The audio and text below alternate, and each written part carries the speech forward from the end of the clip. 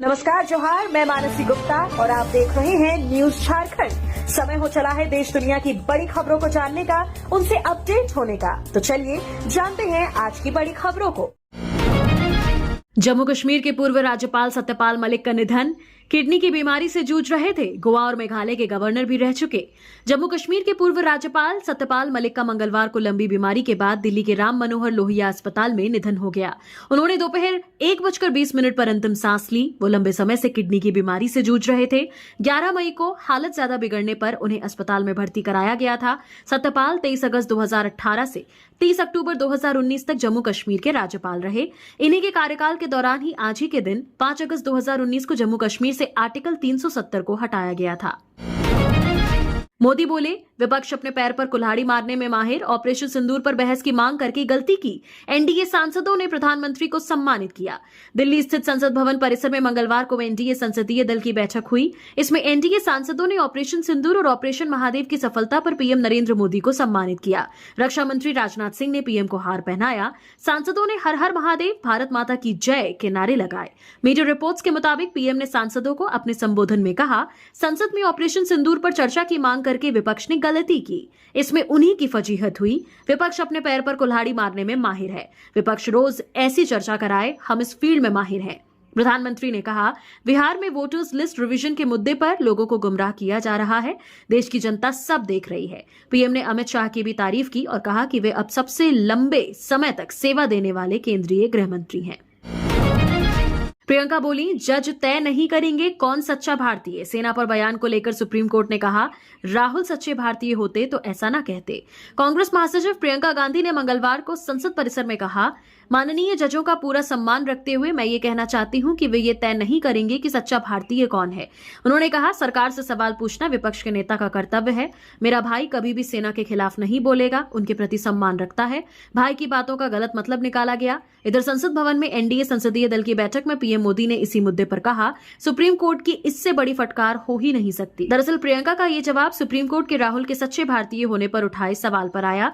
4 अगस्त को कांग्रेस नेता राहुल गांधी की सेना पर की गई टिप्पणी मामले पर सुनवाई के दौरान सुप्रीम कोर्ट ने नाराजगी जताई थी।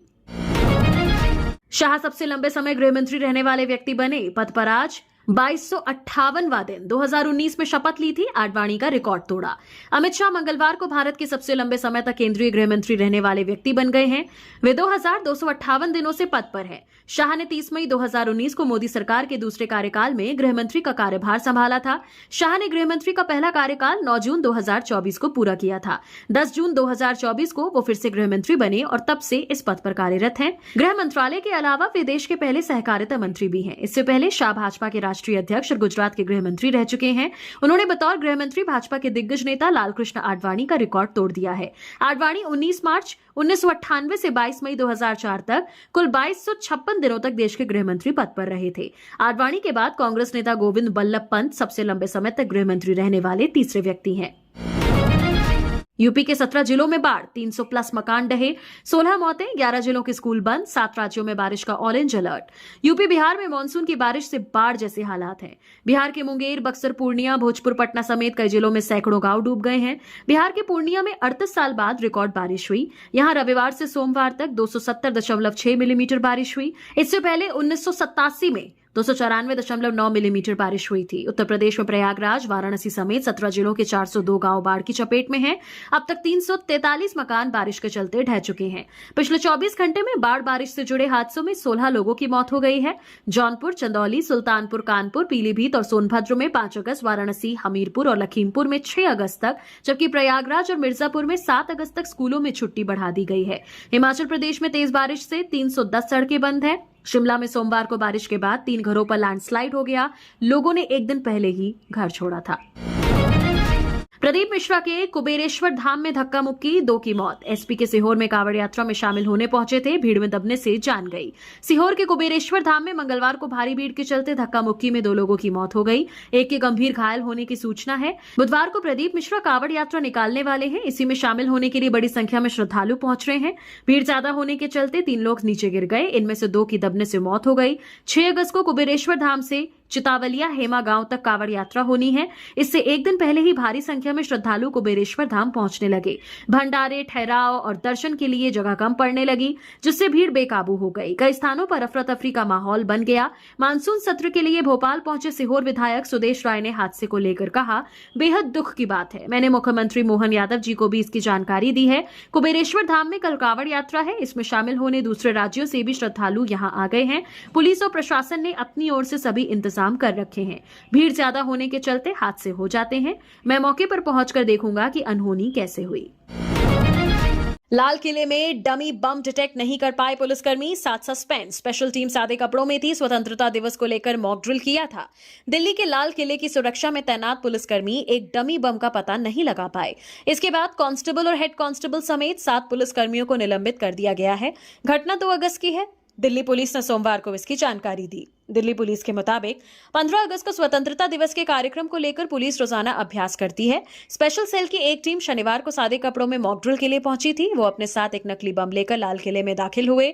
उस समय लाल किले की सुरक्षा में तैनात पुलिसकर्मी बम डिटेक्ट नहीं कर सके। पुलिसकर्मियों को सुरक्षा में लापरवाही बरतने के कारण निलंबित कर दिया गया है। लाल किले पर स्वतंत्रता दिवस का मुख्य समारोह आयोजित होता है। इसमें पीएम मोदी देश को संबोधित करते हैं।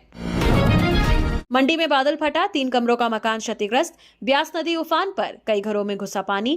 कोल डैम से छोड़ा पानी, पंजाब में अलर्ट।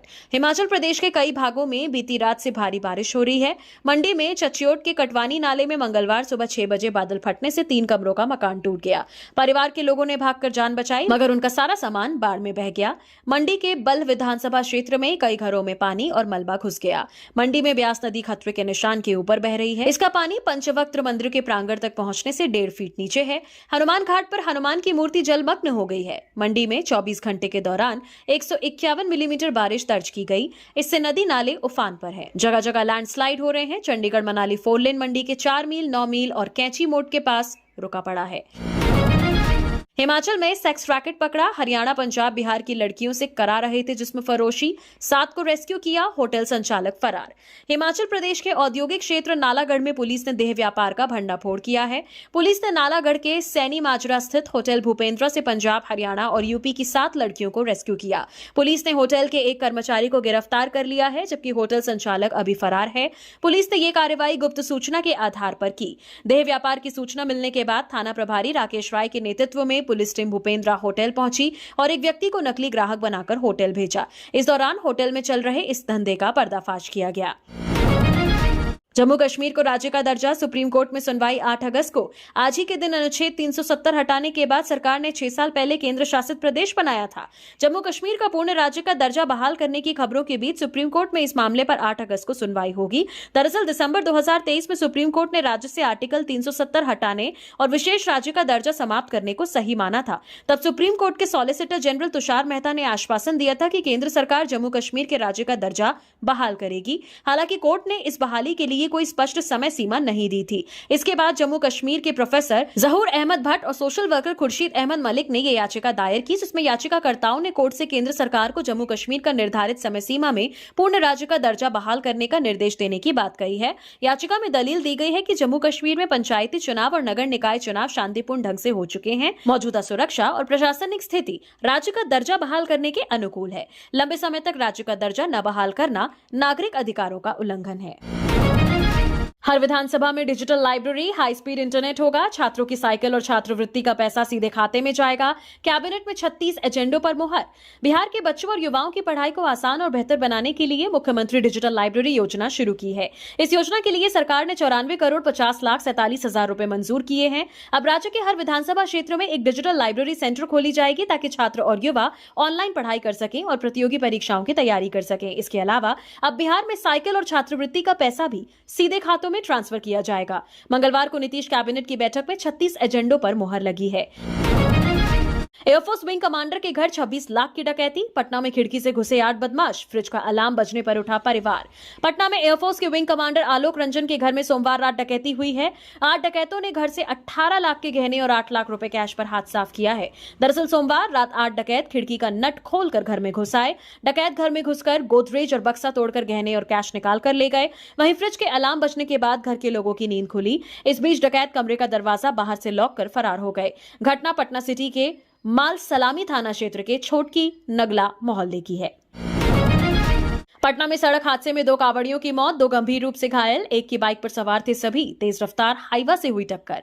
पटना के बैरिया बस स्टैंड के पास सड़क हादसे में 2 कांवड़ियों नीरज कुमार और बबलू कुमार की मौत हो गई है, जबकि 2 युवक विकास कुमार और बैजू कुमार गंभीर रूप से घायल हो गए हैं। स्थानीय लोगों ने तुरंत चारों घायलों को नजदीकी अस्पताल पहुंचाया, जहां इलाज के दौरान दोनों की मौत हो गई। स्थानीय लोगों ने बताया कि गौरीचक थाना क्षेत्र के चिपुरा गांव के 4 युवक मंगलवार की सुबह एक बाइक पर सवार होकर पटना के गाय घाट जल लाने के लिए निकले थे। जैसे ही बैरिया बस स्टैंड के कुछ आगे बढ़े, इसी क्रम में सामने से आ रही एक हाईवा ट्रक से उनकी टक्कर हो गई।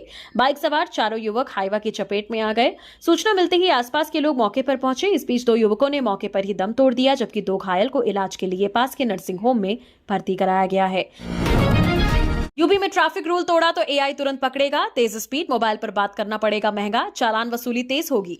यूपी में हर महीने 2000 से ज्यादा लोग सड़क हादसे में जान गंवाते हैं। साल दर साल ये आंकड़ा बढ़ रहा है।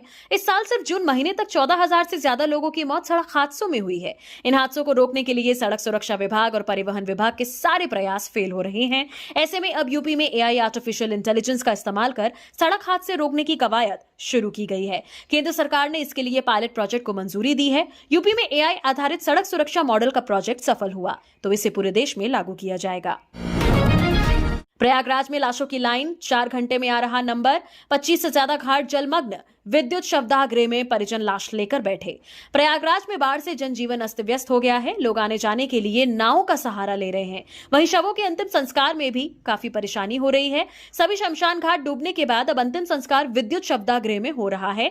इसके लिए शवदाह गृह में लाशों की लंबी लाइन लग रही है। लोगों को शवों के अंतिम संस्कार के लिए 4 से 5 घंटे तक लाइन में खड़ा होना पड़ रहा है। प्रयागराज में बाढ़ की इतनी भयावह स्थिति सालों बाद देखने को मिल रही है। गंगा जमुना के 25 से ज्यादा घाट पूरी तरह से बाढ़ में समा गए। इसमें रसूलाबाद, दारागंज और फाफामऊ स्थित शमशान घाट भी पूरी तरह से जलमग्न हो चुके हैं।